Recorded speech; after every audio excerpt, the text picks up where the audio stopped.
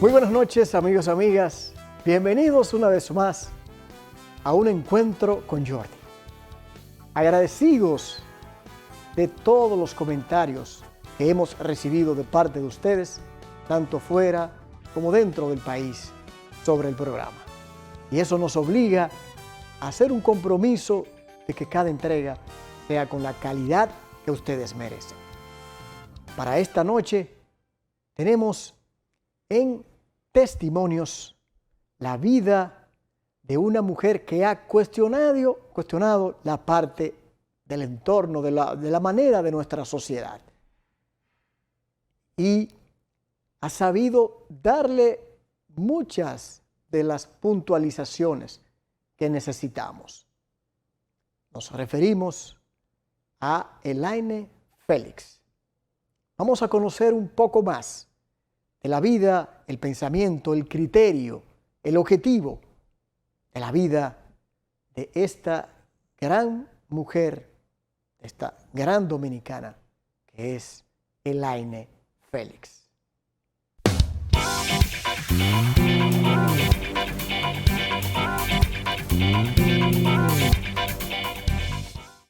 Muy buenas, Elaine Félix. Qué bueno que nos recibes en tu hogar y en tu estudio.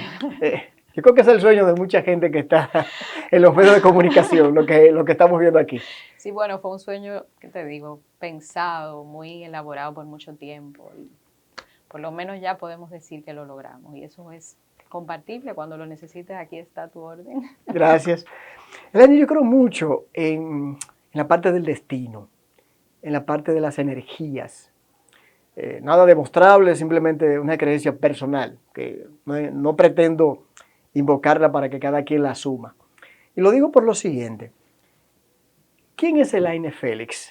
Y la pregunta principal va a tener tiene una relación con la segunda. ¿Quién es Elaine Félix? Mire, Elaine Félix es una feliz despeinada porque ha asumido mi cabello como parte de mi identidad y me dio mucho trabajo hacerlo. Una humana en crecimiento que nació para transformar la sociedad en la que nació y todas las personas que pasen por mi vida. Porque desde mi transformación he logrado la liberación y se siente tan rico que lo más digno es compartirlo para que otros también se puedan sentir con el nivel de bienestar que se logra desde esta posición de la vida. O sea, que entiendo que para eso fue que nací. Por eso te hice la pregunta y entonces tienes relación con esta. Y lo digo por lo que hablaba del destino, las energías, porque muchas veces hay seres humanos que vamos caminando, elegimos una determinada carrera, un determinado objetivo, creemos que es lo que nos corresponde en la vida, pero de alguna manera lo que nos lleva realmente por dentro, nos va llevando, si nos dejamos, nos va llevando a donde real y efectivamente tenemos que hacer el trabajo. Tú comenzaste como publicista. Sí. Pero no estás en publicidad. Para nada. ¿Qué pasó ahí? Mira, yo entiendo que conectar con lo que tú eres implica transformarte y escucharte en el proceso. En la medida que yo fui desarrollando mi carrera y entendiendo cómo me siento, cómo voy sintiéndome, las cosas que voy aprendiendo, cómo me van transformando, eso va haciendo cambios y haciéndote tomar decisiones. Por eso yo digo que la felicidad es un producto exclusivo para valientes. Wow. Cuando yo me dejaste un en mi aprendizaje porque necesitas escucharte para asumir decisiones que se apeguen a ti, que voten por ti, no por lo que el otro o por lo que la sociedad o el sistema, como yo le he llamado, quiere que tú seas para ser aprobado. En mi caso, yo duré muchos años siendo una publicista, ejerciendo mi carrera, siendo muy feliz haciendo mi carrera, pero llegó un momento que me cansé. Pero cuando lo elegiste era lo que te gustaba. Era lo que me gustaba, pero no era lo que me identificaba, porque yo quería estudiar fuera, yo quería irme a estudiar fuera sexología. O sea que ese aspecto ya lo tenías desde antes. Sí, porque yo recuerdo cuando yo conocí al jefe, que es mi esposo, que fue mi primer novio, tú lo sabes, yo le decía, yo me quiero ir a estudiar fuera, yo me quiero ir a estudiar a España, porque yo veía en las revistas, que en ese momento había muchísimas revistas, yo siempre me quedaba en la sección de la sexóloga, porque yo fui abusada sexualmente en infancia. y fui abusada sexualmente en la adolescencia. Entonces, esas heridas siempre me conectaban con el tema. Por eso yo, de alguna forma, como nunca lo dije en infancia, trabajé durante toda mi infancia con ese silencio, ese tema conectaba con esa herida que yo no había resuelto. Cuando sucede el segundo abuso en la adolescencia, entonces ahí yo caigo en depresión y ahí decido buscar ayuda. Entonces ahí trabajo en terapia con el tema y me doy cuenta por qué me apasiona tanto el tema. Perfecto. Entonces, pero ahí sigo mi vida, conozco al jefe y me dice, tú sabes que tú tienes como arte y tú no es verdad que te vas a ir fuera. No puede ser. Y yo, pero que, dime. Él no tenía una pequeña influencia para que tú no te fueras. No, tú no me puedes dejar. Yo. Pero entonces mi mamá también tenía un tema de que mami no quería que yo me fuera. Yeah. Tú sabes que en esa época el tema de que una muchacha yéndose, eso era un problema. Entonces, como digo yo, todas las cosas se alinearon para que yo cayera en publicidad. Porque también me gusta mucho el arte. Nosotros somos una familia que el arte es algo que lo tenemos, yo creo que en los genes.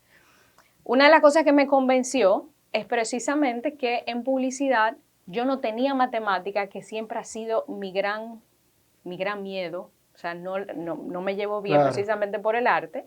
Y además de eso, porque a través de la publicidad yo podía expresarme. Para mí el tema de la expresión siempre ha sido uno de mis talones de Aquiles, porque vengo de una familia donde nos enseñaron a expresarnos, donde las reuniones familiares era una costumbre para que todo el mundo exprese ideas. Pero en esa parte no pierdas el argumento.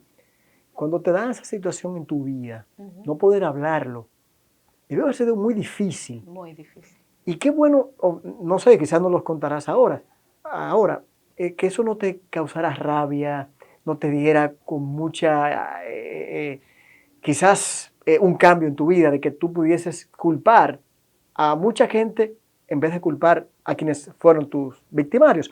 Pero ¿cómo pudiste manejar esa parte en ese ambiente como el que tú hablas, de una familia de mucha conversación, de mucho expresar? ¿Cómo fue para Elaine? Excúsame que vuelva en esa parte atrás. No te preocupes, ya es una herida sanada.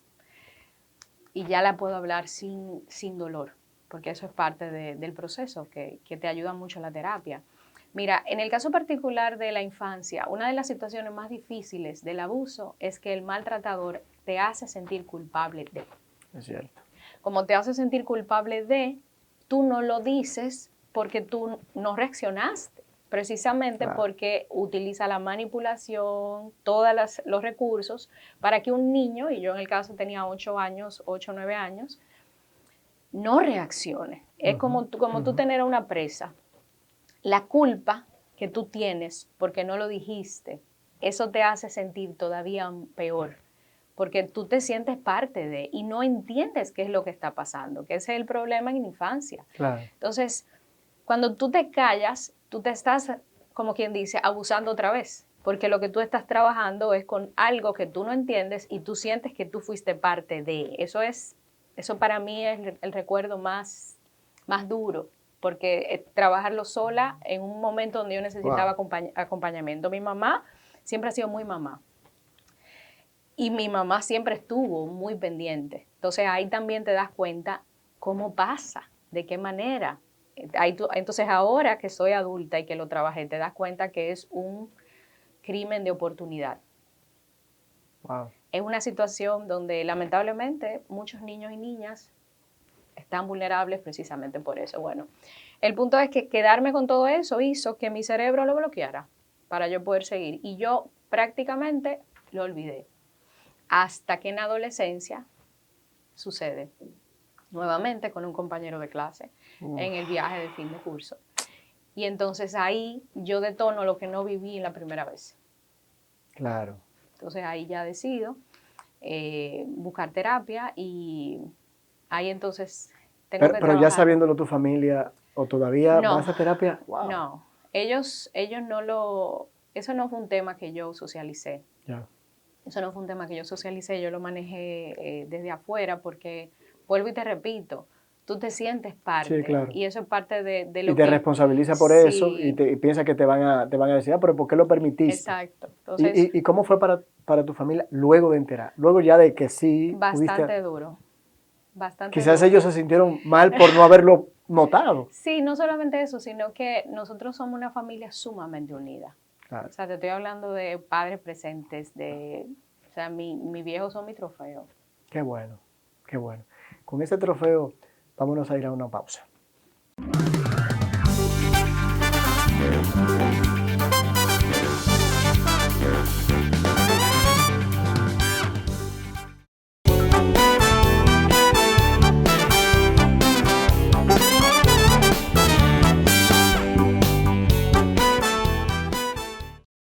Cuando hablamos de la situación de cómo se enteran tus padres, del apoyo que son y tu familia, pero también, entonces, vamos a evocar cómo sales de la publicidad y cómo llegas a lo que real efectivamente es tu propósito de vida, la educación sexual. Mira, yo creo que la vida se encarga de ponerte... A eso me refería al principio. Porque lo conté en mi libro y cuando lo conté, que me pusieron a hacer los momentos más importantes de mi vida, entendí cómo todo se arma. Entendí las revistas que yo veía, el tema, por qué me encantaba la sesión de la sexóloga. Decía, pero ¿qué es lo que...? Es como que dices, Exacto, caramba, es la tú tarea... solo te puedes dar...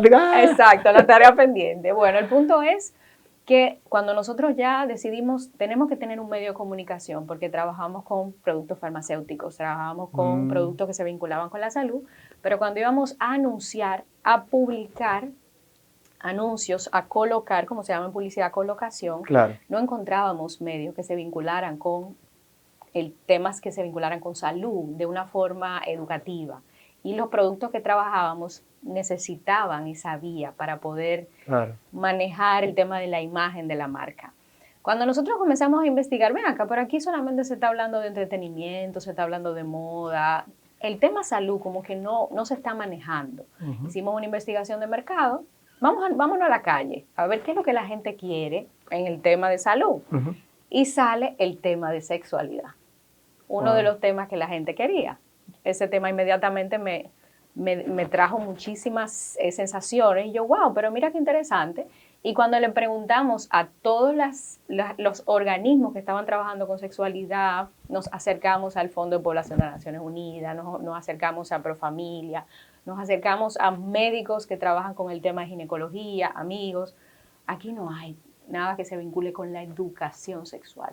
Lo que hay es morbo, amarrarlo en la cama. Claro. Las sesiones que se hacen es llamar la atención erótico. Simplemente por hacer el llamado, pero Exacto. No por la educación como tal, no por el crecimiento de quien va a recibir la información. Exacto. Yo decía, ven acá, pero yo tengo 3 hijos. Pero a mí me gustaría que nosotros tuviéramos una sociedad donde se pueda hablar desde la educación. Entonces ahí comenzamos a vincularnos con el tema y nos pareció tan interesante que esas instituciones, las personas a las que nos acercamos, el doctor Figueroa, en ese momento era presidente de la Sociedad de Ginecología, un mejor amigo de mis padres, me dijo, Elaine, sería maravilloso que haya un medio que haga difusión del tema, pero difusión masiva. Óyeme, eso fue como que... Y ahí comenzó Respuestas. Yo comencé como editor en jefe desde la publicidad y la edición. Revista. Ajá, exacto, edición de contenidos. Y ya tú sabes, nosotros ahí desplegamos todo el conocimiento de publicidad, de diseño, pero también teníamos un equipo de 300 profesionales. O sea, estamos hablando de ginecólogos, urólogos, y todos entonces trabajaron y se volcaron para hacer un medio de mucha calidad. Qué bueno. Que se distribuía de manera gratuita, eran 10.000 ejemplares distribuidos gratuitamente para que a todo el mundo le llegara. Entonces, con el tiempo, después que pasaron muchos años, surge el tema de la jornada de educación sexual. Fíjate cómo las cosas se van armando. A nosotros nos invitan a un evento universitario para personas estudiantes de colegios y escuelas que iban a solicitar becas. Y a nosotros nos invitan como medio para que tengamos un stand, porque a los muchachos le entregábamos la revista gratuita. El stand de nosotros siempre estaba lleno, Jordi. O sea, te estoy hablando de que ellos llegaban, ellos no iban para la universidad, ellos se quedaban en el stand de nosotros. Ávido de información. Pero era una cosa, y nos decían, yo quiero que tú vayas a mi colegio, yo quiero que tú vayas a mi escuela para que no hable de eso. Y yo dije, espérate, ¿cuál es la escuela tuya? Entonces comencé a anotar. Los profesores también se acercaban, ay, sí, vayan, para que nos den una charla de eso. Y yo, pero aquí tenemos una necesidad. Hicimos una lista, Georgie, de 20 y pico de centros escolares. Wow. Entonces hablé con mi equipo de profesionales, le dije, ¿ustedes están dispuestos a que vayamos? Ahí comienza la jornada de educación sexual. Y nosotros comenzamos con los profesionales a ir a los centros escolares y eso era, yo no te puedo explicar, tenía el doctor Santamaría, que es mi maestro, el doctor César Castellano, o sea, te estoy hablando de un equipo que daba lo mejor en aula.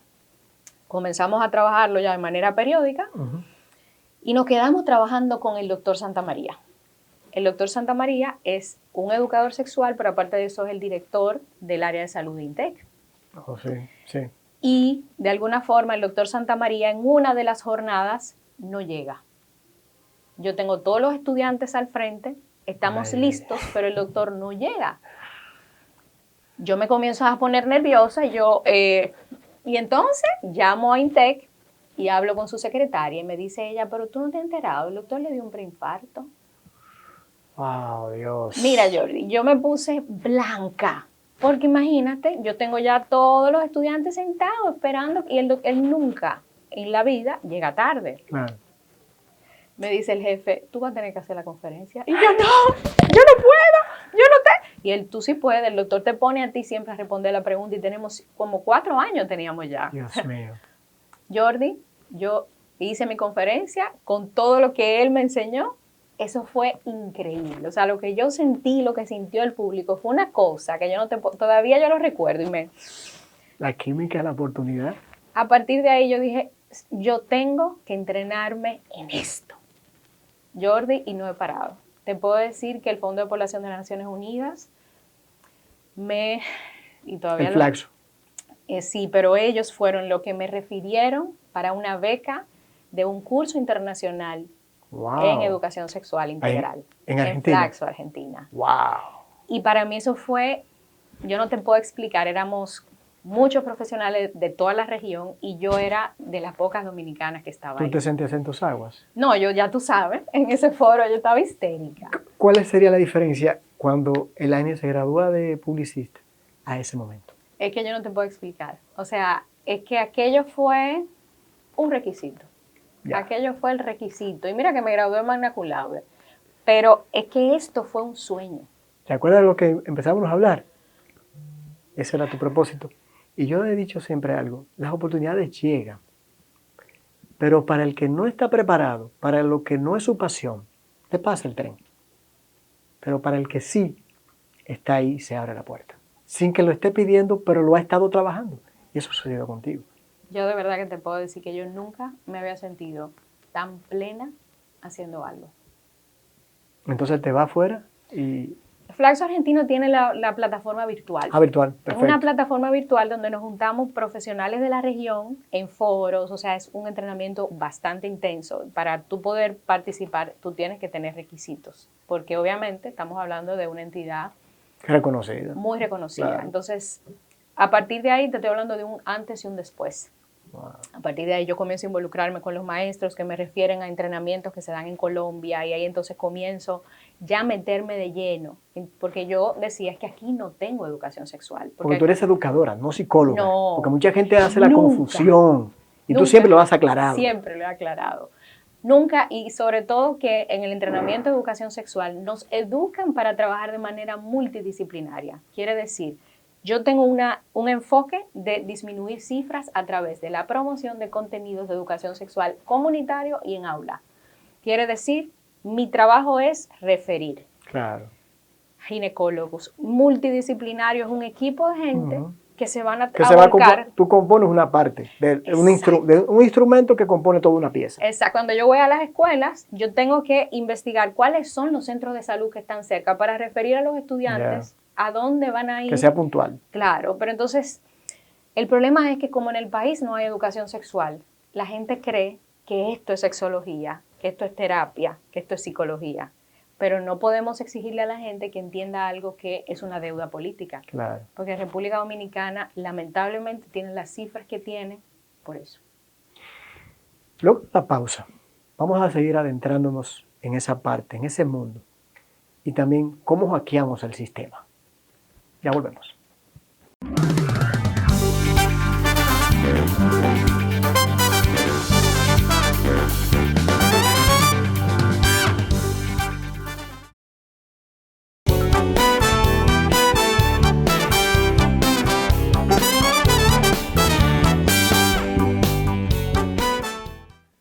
Laine, yo fui a una conferencia hace un par de años, porque este año lo ha puesto uno que con tantas pruebas que muchas veces hasta el olvido también se ha ido con él, de hackeando el sistema. Y la verdad es que a mí me encantó tanto, fue un reto el que tú asumieras eso en una sociedad que seguimos siendo algo cerrados, en que hay muchos tabúes. Bueno, el tema de las 3 causales y todavía no, que sacarla del Código Penal para poner una ley especial. La cuestión es no meterse con asuntos muy delicados, pero seguimos teniendo números muy altos. Niñas embarazadas, violaciones, en fin, seguimos siendo números negativos por esos tabúes. ¿Qué nos pasa como sociedad? Mira, desde la educación sexual nos enseñan mucho a entender la comunidad para poder impactar en las cifras. Y una de las cosas que a mí particularmente me han hecho entender es que es mucho más fácil manipular el poder cuando tú no tienes pensamiento crítico. Cuando desde la educación no te enseñan a pensar, cuando lo que te enseñan es a obedecer. Y precisamente un pueblo como este, que ha tenido una carencia de educación de calidad pública, porque este país no es rico. Aunque tú tengas los hijos en el colegio y 2 o 3, las masas están en las escuelas, están en los liceos, que es donde yo voy a educar. Y la situación ahí es una situación precaria. Entonces, ¿aún con el 4%? Aún con el 4%. Aún con el 4%, los maestros necesitan recursos, necesitan educarse para tener mejor manejo, pero al mismo tiempo el entorno no está funcionando porque el sistema educativo está obsoleto. Entonces, necesitamos entender que si yo no puedo desarrollar pensamiento crítico porque no me enseñan a pensar, porque cuestionar está mal, porque cuando cuestiono inmediatamente me ven como un rebelde o de alguna forma no tengo los recursos porque en la escuela lo que me está poniendo son contenidos que yo encuentro en Google y donde literalmente tengo un entorno que es vulnerable, un entorno donde yo tengo comportamientos de riesgo muy cerca y tengo una familia que no está entrenada tampoco. Le estamos exigiendo a la familia que haga algo que no puede hacer. Cuando la gente me dice, no, Elaine, es que eso es responsabilidad de los padres, pero ¿cómo le vamos a dar una responsabilidad a los padres cuando ni siquiera los padres han sido educados, ni han tenido los recursos para poder manejar? Estamos sobreviviendo. Y eso tú lo notas en las conferencias. Claro. Si tú estás sobreviviendo, no me pidas que piense. Si yo tengo que salir a la calle y un celular yo tengo que tenerlo en el último vagón de mi cuerpo para que no me atraquen, si yo no tengo el recurso de agua, luz, si yo no tengo unas necesidades básicas satisfechas, no voy a poder pensar de la misma manera. Entonces, cuando hablamos de educación y de educación sexual, hablamos de un pilar que se traduce en cifras. Estamos hablando de vidas. Nosotros tenemos las peores cifras en materia de salud sexual y reproductiva. Somos uno de los países de la región con la cifra más alta de embarazo, con la cifra más alta de abuso, con la cifra más alta de violencia de género. Entonces necesitamos pensar cuál es el objetivo de seguir queriendo tapar el sol. Bueno, y ahí hay que agregarle esa parte que apenas ahora acabamos de aprobar por el Congreso, la eliminación del matrimonio infantil.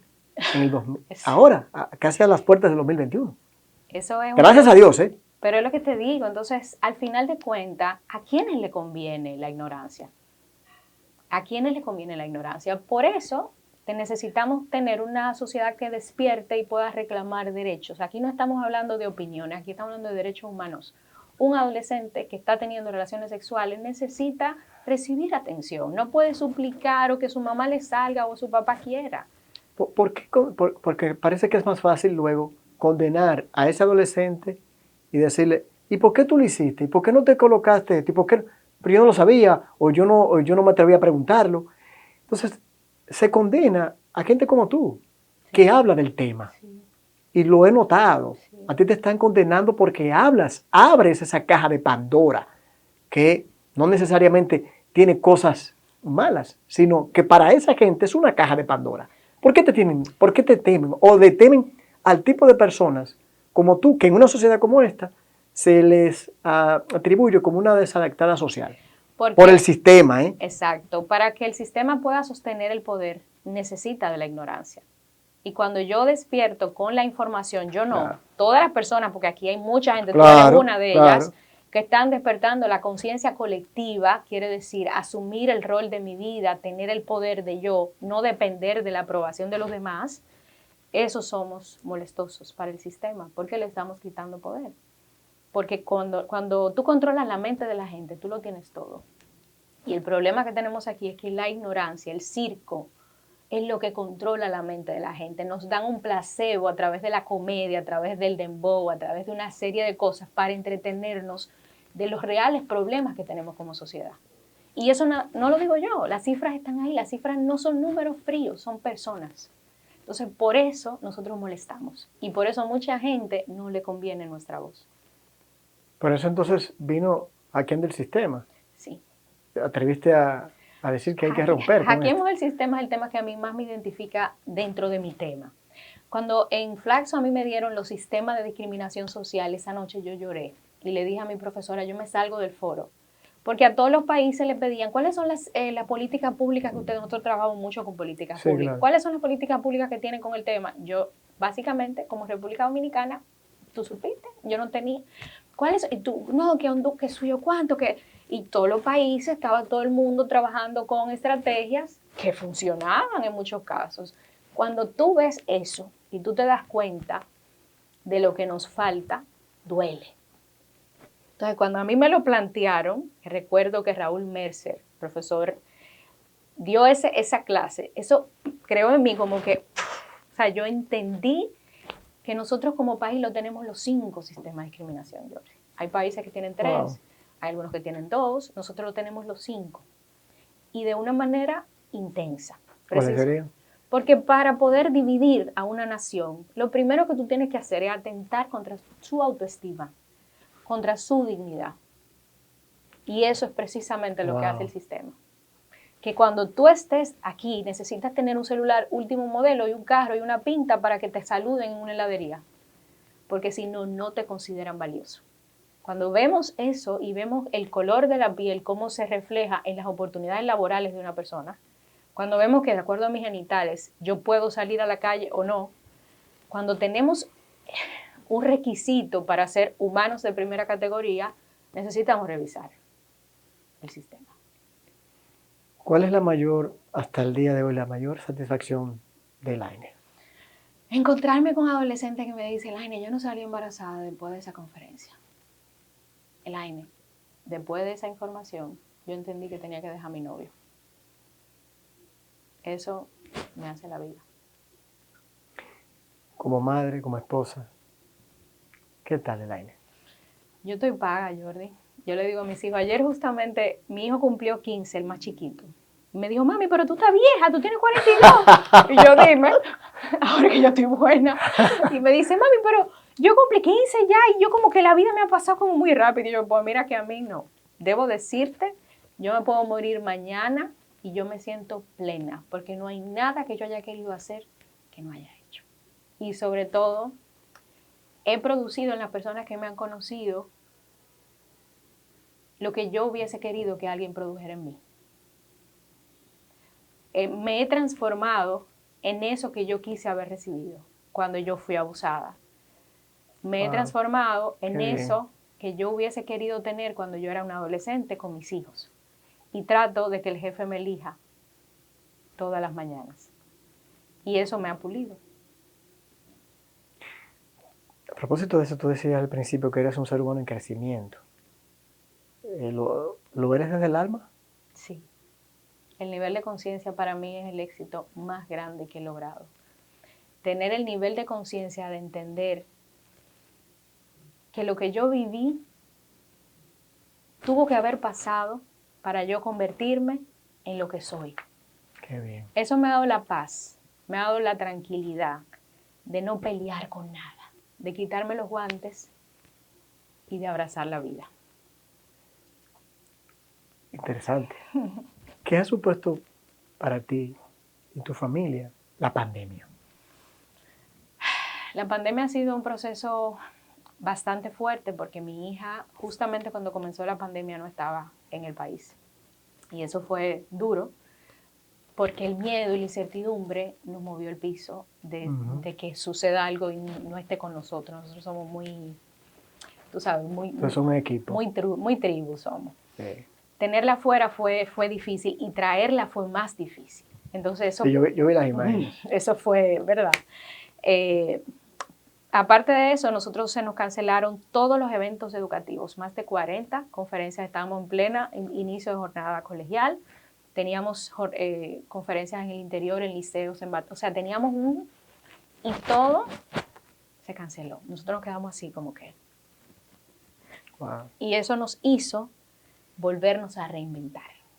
Eso nos hizo quitarnos de nuestra zona cómoda y comenzar un proceso que nos ha construido muchísimo mejor como negocio y nos va a llevar a la meta final, que es morir en la playa, en bikini con café, donde podamos trabajar desde cualquier lugar y podamos seguir educando, utilizando las tecnologías de la comunicación, que ese fue el gran sueño. ¿Te satisface lo que haces? ¿Hasta qué punto? Hasta el punto que le digo a mis hijos que lo voy a hacer hasta que respire. Que lo quiero hacer hasta que tenga energía. Que me visualizo muy arrugadita, con mi café al lado, tratando de educar a otros educadores. Yo quiero multiplicar esto para que la antorcha no sea mía, para que se convierta realmente en un grupo de personas, porque este país es de todos, porque se necesita mucha gente trabajando, porque las cifras están muy feas, porque no podemos esperar que haya una intención política. Esto no es una cuestión política, esto es una cuestión que tiene que ver con la dignidad y los derechos humanos. Entonces, cuando hay mucha gente trabajando, tenemos un mejor resultado. ¿Qué es lo que más le duele a Elaine? ¿Qué es lo que más me duele?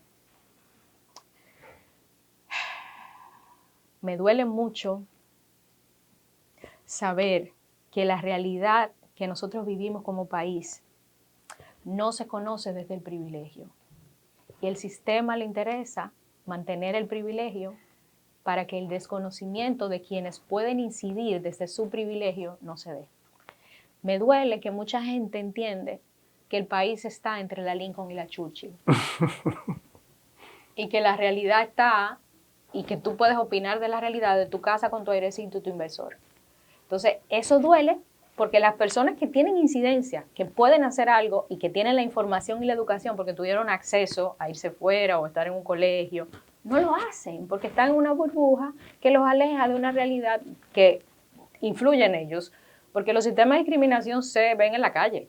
Cuando tú en tu Audi y el otro en el carro público se juntan en la misma calle, pero tú me ves como un enemigo porque yo entiendo que como tú me has quitado todo porque el sistema del clasismo me lo vende, yo te tengo que atracar o no me importa lo que te pase y no trabajo en colaboración. La colaboración es la herramienta que nos ha mantenido vivos. Es la herramienta que hemos utilizado en la pandemia y nos ha demostrado que nos puede ayudar a la supervivencia de la especie. Y los sistemas de discriminación hacen que República Dominicana no colabore entre sí. Que los ciudadanos se vean como enemigos, que las personas no quieran compartir ni siquiera en el plano profesional, donde tú y yo somos competencia, donde nos enseñan a salir a la calle con un cuchillo en la boca. Esa es la frase del dominicano. ¿Qué es lo que más disfruta Elaine? De comida, un buen baile, un buen vino. ¿Qué disfruta? ¿Cuál es el disfrute de Elaine? Te lo voy a poner fácil. Vino, café, playa. Esos son mis placeres. Y por eso mi meta es salir de la ciudad, ya te lo expliqué. Sí, sí. Una casita pequeña, Jordi, yo no quiero casa grande, yo quiero una cosita chiquita que la limpie yo rápido. Vino, café y el jefe. Qué bien. Eso es lo que yo quiero. Yo no pido más de ahí. ¿Comida? Carne. Ah. Mucha carne. negocio a lo mío, carne. Yo salgo barata. Finalmente, un mensaje a muchos de esos jóvenes, a muchos de los que nos están viendo. ¿Qué necesitamos para cambiar? ¿Qué necesitamos? Utilizar la data para mucho más que entretenerse. Internet sale muy caro, necesitamos sacarle partido y hay mucha información que te va a ayudar a amueblar el cerebro de ideas, a utilizar la cabeza para reclamar derechos y para que tus usos en las redes se puedan visibilizar esos temas que a ti te afectan. ¿Cuáles son los temas que a ti te afectan? Esos temas son los que tú tienes que trabajar en las redes para que otros despierten y se puedan unir y mejorar el país desde la acción de una voz que muchas veces no ha sido escuchada, la voz de los jóvenes. Y que cuando se juntan en la Plaza de la Bandera pueden lograr grandes cambios, como lo vimos. Entonces yo entiendo que esta generación tiene el gran reto de hacer lo que nosotros no hicimos. Finalmente, ¿rebelde o alguien consciente? Elaine Félix. Yo fui rebelde. Ahora estoy en un nivel de conciencia muy elevado que entiendo que desde la rebeldía crecí. Dejémonos ahí. Elaine, gracias de verdad. A ti. Porque hablar contigo es abrir a muchas ideas, abrirse el alma y crecer. Gracias. Yo me identifico mucho con esa parte de un ser humano en crecimiento. Gracias. De verdad que sí. Gracias, Jordi. De corazón. Gracias. Muchísimas gracias, de verdad.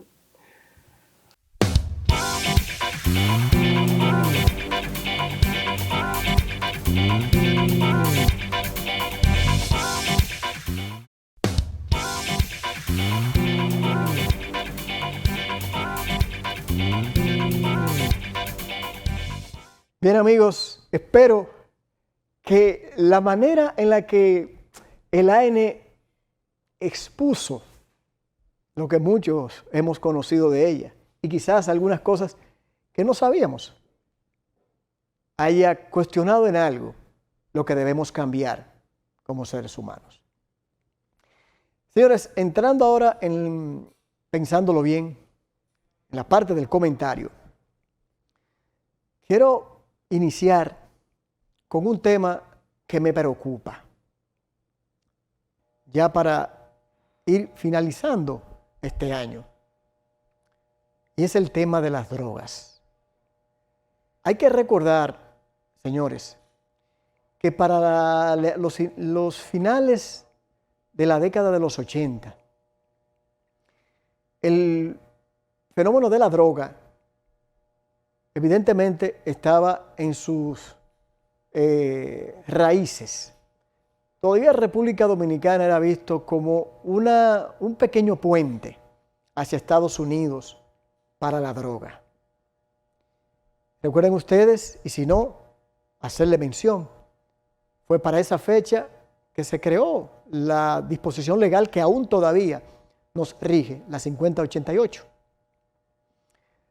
Luego ya de la entrada de la década de los 90 y prácticamente todo eso, todo comenzó a cambiar en República Dominicana. Se cimentó aún más el narcotráfico. Y ya lo que República Dominicana representaba un puente hacia unas zonas en Estados Unidos, ya fue expandiéndose Europa, Puerto Rico y Suramérica. Y eso lo hemos podido ver, todo ese cambio, con el poder que ha exhibido a través del tiempo, precisamente los narcotraficantes. Desde que uno recuerda los nombres como Florian Félix, Quirino, Figueroa Agosto, uno ha visto, y el más reciente, claro está, César el Abusador, uno ha visto cómo ese sector ha ido tomando poder y espacio. En algún momento se llegó a establecer que tenía tanto poder que podía estar sentado al lado de la primera magistratura. Hemos tenido ejemplos de otros países, como el de Colombia, y el caso de México, en el que ese poder ha llegado muy lejos. Hoy podemos ver que lo que antes nos asombraba cuando eran atrapados una cantidad de libras en drogas, Hoy hablamos de toneladas. Y hoy vemos que por doquier es invadido el territorio dominicano con este fenómeno. Y eso también ha calado en nuestros barrios. Y eso ha creado también, o ha sido parte de las consecuencias que genera la pobreza. Por eso muchas veces uno se pregunta, caramba, pero ¿por qué un joven de 18, 20 años, 15 años mata, agrede a otro por un celular que apenas su valor a veces llega a 1,000 a 2,000 pesos? Llevando luto, dolor a muchas familias, incluso a sus propias familias. Y todo ese panorama, esa realidad, se ha vuelto algo del diario vivir en nuestro país. Eso ha alejado lo que en la década de los 70 era en los barrios, por ejemplo, el poder que tenían los clubes barriales dentro de esa comunidad. Todo lo que sucedía lo sabía y también lo manejaba y lo adecuaba o lo adecuaban esos clubes. Hoy tenemos muy pocos o casi ninguno de ellos. Y quedamos sin defensa de mucha gente que vive en ellos. Y ya la droga no es solamente en el ámbito del puente, sino también en nuestro interior como país, donde se negocia. Y eso yo creo que debemos comenzar a ver esa realidad que muchos otros problemas no nos están permitiendo observar. Avionetas que sabemos que caen, como sucedió en el sur hace poco, cargamentos en los principales puertos del país, como Caucedo. Tiene que, de alguna manera, comenzar a llamarnos la atención de que ese fenómeno de la droga y del narcotráfico, si bien no ha estado en la palestra pública o en la opinión como la corrupción, como el aspecto político o los feminicidios, está ahí y está creciendo como la verdolaga. Y es necesario que autoridades, que gobierno, que sociedad civil, que población en sentido general, comencemos a mirar hacia ese lado también, para que situaciones de otros países, realidades que viven y padecen otras sociedades y naciones,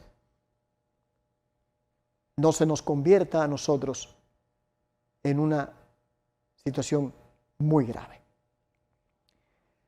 Miren, señores, pasando a otro tema, y creo que es algo que precisamente en este tiempo también debe llamarnos a la atención. Y es el caso del aumento del COVID. En el instante en que hacemos este espacio, se han aumentado las ocupaciones de camas y de cuidados intensivos. Nos da la impresión de que estamos en una misma posición que estábamos en mayo, junio y julio, cuando se dio todo ese proceso eleccionario y que inició en febrero. Ahora con las fiestas de Navidad y las de fin de año, todos estamos esperando cuáles serán los resultados finales. Ha provocado que las autoridades en días atrás cambiaran el toque de queda. A nuestro humilde entender, creo que cometieron ciertos yerros. Primero, en la manera en la que se hizo, que en un mismo día se hiciera el cambio.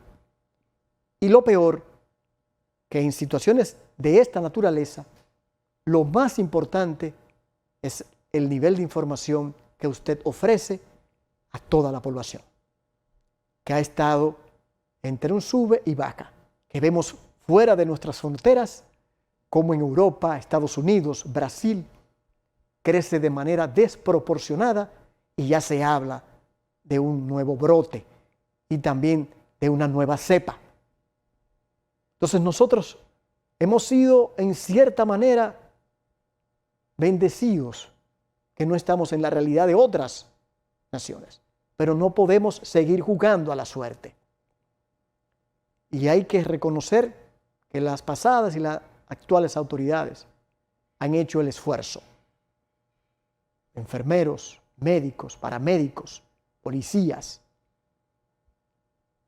Y creo que hay que tratar de llevar a cabo la responsabilidad como ciudadano de cada quien. Porque la autoridad puede hacer su labor, su papel, pero el tuyo, con tu familia, con tus amigos, con tus compañeros de trabajo, ¿qué estás haciendo?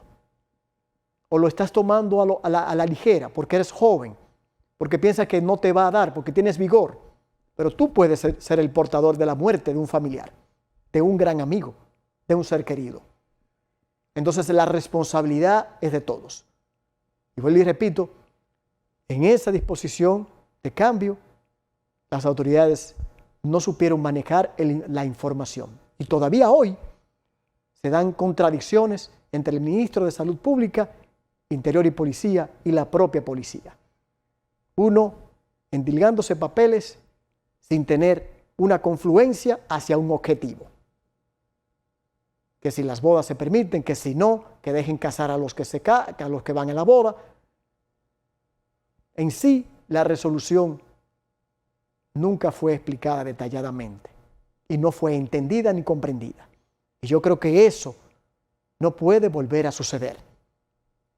Pero también la población, dentro de todas estas fiestas en las que vamos a estar inmersos por todos estos días, no debemos bajar la guardia.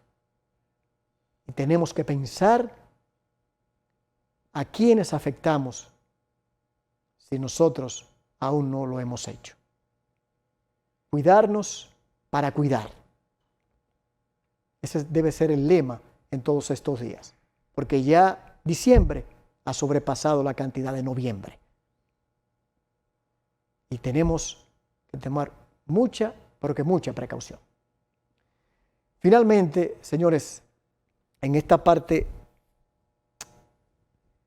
de esta sección, este es el último programa del año 2020, el encuentro con Jordi. Ha sido un año muy difícil, muy duro. Quizás ningún ser humano llegó a pensar que tendría que enfrentar una pandemia, que tendría que ver la realidad de aquello a lo que pensaba no era posible. Que lo que hemos visto padecer en China, Alemania, Japón, Brasil, Colombia, México, Estados Unidos, nos estuviese afectando de igual manera, no solamente a nivel sanitario, sino también desde el punto de vista económico y desde el punto de vista emocional. Lo decía la semana pasada en nuestra entrega anterior. Muchos de los que me están viendo quizás han recibido un golpe de la pérdida de un familiar, de la pérdida de un amigo, de un compañero de trabajo. ¿Cuántas figuras reconocidas en nuestro país se nos han ido? Y parece como que no tiene fin este año. Sin embargo, es tiempo de reflexionar, es tiempo de que podamos aprender, cada quien desde su punto, desde su dolor, desde su carencia, desde su necesidad. ¿Cómo me ha afectado? ¿Cómo he aprendido? Hay muchos que quizás han sabido repuntar sus alas ante la crisis. Y qué bueno.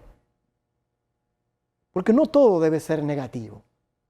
Porque de alguna manera tenemos que enfrentar lo que ha sucedido en este año.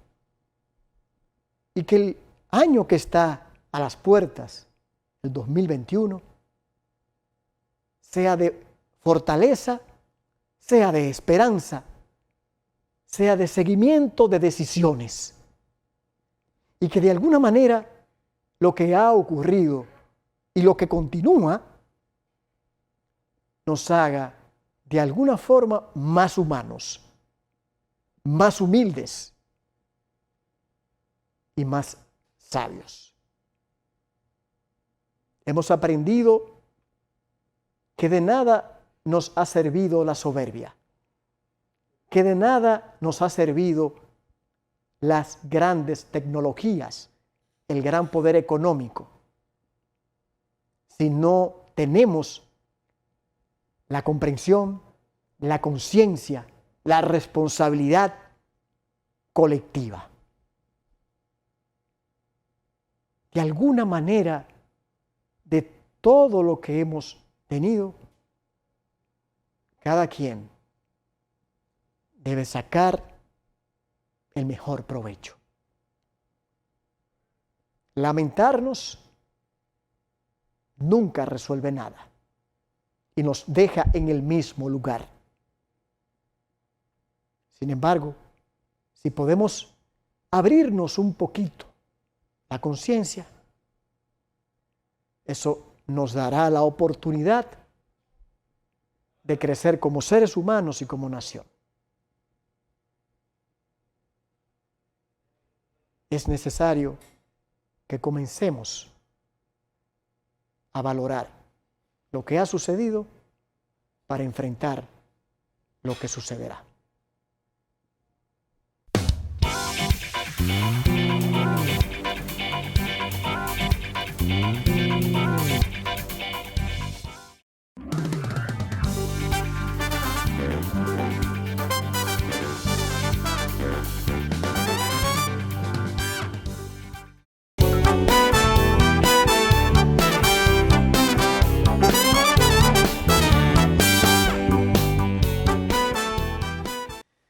Muy bien, queridos amigos, hemos llegado a la parte final por esta semana y por este año. Caramba, parecía que no, pero sí. Esperando que todo el contenido que hemos ofrecido para ustedes haya sido de todo su agrado. Y que el próximo año, que es la semana que viene, nos acompañen en una nueva cita en Encuentro con Jordi. Por aquí, por Teleuniverso. No quiero volver a dejar de agradecer todo lo que ustedes han comentado en las calles, por las redes sociales y por cualquier otro tipo de manera. Que eso lo único que ha hecho es darnos mucha motivación. Y el objetivo principal de todo el que está envuelto en este programa es de llevarles lo mejor cada domingo. Cuídense mucho y ojalá con Dios delante, que la semana que viene, ya en un nuevo año, estemos aquí con ustedes a través de Encuentro con Jordi. Buenas noches.